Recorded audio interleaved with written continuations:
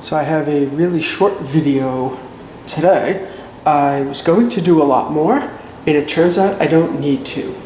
So what I did here was I put screws in, measured very, very carefully to make sure that they did not end up protruding through the back of the guitar, because that would be bad. Do I need these four? Probably not. But I figure, you know what? I'm just kind of throwing this together, hacking it together, sort of like Eddie Van Halen-ish. You know, he put like the quarter down by the trem system to help stabilize it, just bolted onto the face of the guitar, you know, whatever. So I figured it can't hurt anything. So I did that. Just a little extra solidity for the, is that a word? For the neck joint.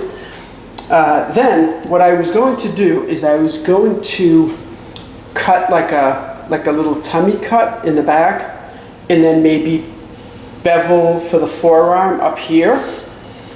And the first thing I did was I figured out, okay, I need a strap because I got to see how this fits. Like, where would I do the forearm? Is my forearm going to be like more here, or is it going to be more here? I wanted to see exactly where it would fit on me, because that's really the point of this guitar, is building something that it's not a sharp replica. It never was going to be. It's a guitar sort of inspired by, but that I would play, that I am comfortable with. So everything on it is going to be the way I want it. So I needed to put a strap on. So I researched where to do it. And the one down here, I just took the midpoint between the bridge studs and went to the end, and then just the midpoint between the front and the back of the guitar and bolted it on there. Then up here, there were questions: does it go here? Does it go on the back? On the heel of the neck somewhere? And so what I did was I sort of took the strap with a little bit of string and sort of tied it and positioned it, and a little bit of tape, and tried to see where it might balance well. And as it turns out, right here balances great for me. So it's actually bolted right into the neck. I was very careful not to be anywhere near the truss rod. But I, just took a guess on that. And it works great. It overhangs a tiny bit here, but when I play up here, I'm nowhere near that anyway, so it doesn't matter. And what I was going to do, like I said, with the belly cut and the forearm cut and everything, I wanted to see how it hung on me, and I tried it, and it actually works perfectly. I don't have to take any wood off the body whatsoever. So that's cool. So let's take a look at that.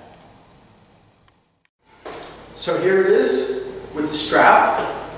And sorry about the echo. We're up in, we have an apartment. Our tenants have moved out, and new tenants haven't moved in yet. And I figured up here I could drill and sand and do whatever, paint the guitar and hang it, leave some windows open, and not contaminate like where we're living downstairs, since we're stuck in the house and everything with the coronavirus. But anyway, it hangs absolutely perfectly. This is, like, I couldn't ask for better. The balance is amazing. And as it turns out, it works, fits perfectly. I don't need any sort of a belly cut. I think if anything, it would maybe cut it in too close. So it works perfectly.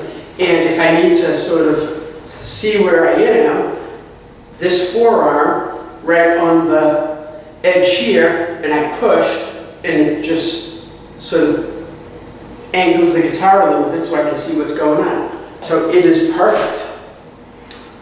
Amazing. I don't know what kind of wood this is. So if anybody knows, when I was drilling to screw in the screws, the wood is very soft.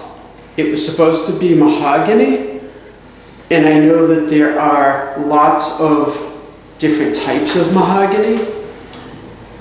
It looks mahogany-ish. I don't know, but it's incredibly light, which is fine by me. I had actually originally asked if I could get it made in very light swamp ash, and I was told that although the guy who did this could certainly do that, he said it would be really expensive because ash is very expensive right now, whatever, I don't know why. So I said, okay, you know what, go with the mahogany, whatever.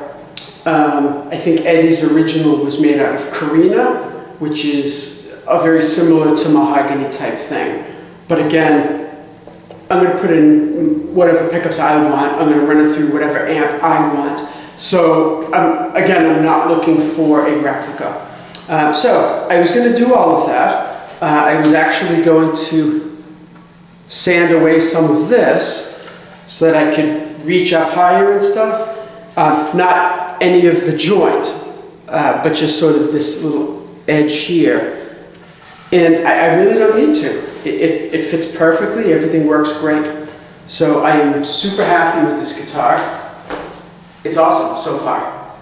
Like I said in my last video, I'm waiting for the other shoe to drop. There's got to be a catch where this doesn't, where everything kind of falls apart. But who knows? So stay tuned. Up next, painting.